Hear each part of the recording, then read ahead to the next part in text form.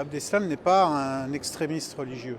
On sait qu'il a vécu une vie à l'occidental, il avait une jeune fille, une amie, sans être marié. Il faisait la fête, il fumait du cannabis, il buvait. Voilà. Donc il avait une vie normale de jeune homme à Bruxelles, voilà.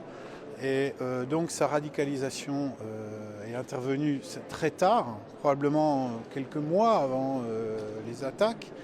Et c'est pas vraiment une radicalisation religieuse, c'est plutôt il a été embarqué dans ce que lui il voit comme politique, c'est-à-dire une réplique, dit-il, aux attaques de la France en Syrie. Il ne s'est pas montré vraiment arrogant, il s'est expliqué de manière assez détendue finalement. Quelquefois même il blaguait.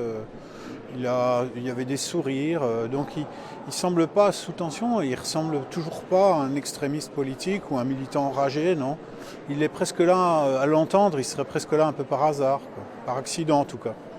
Yeah, we learned some things today. For example, that Salah Abdeslam pledged allegiance to ISIS 2 days prior to the November 13th attacks. We did not know that.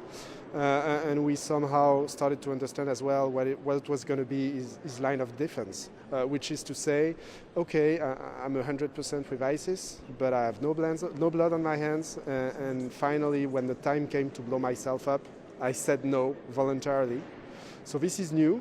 And this is interesting. On voit bien qu'il y a une forme d'arrogance, une forme de nonchalance. Enfin, et c'est ce qu'on pouvait craindre d'ailleurs, et vous en êtes vous-même tous ici les témoins. Il est finalement un peu la vedette du jour et il se comporte comme étant la vedette du jour. Donc essayons de ne pas trop se conformer à cette règle du jeu qu'il voudrait imposer.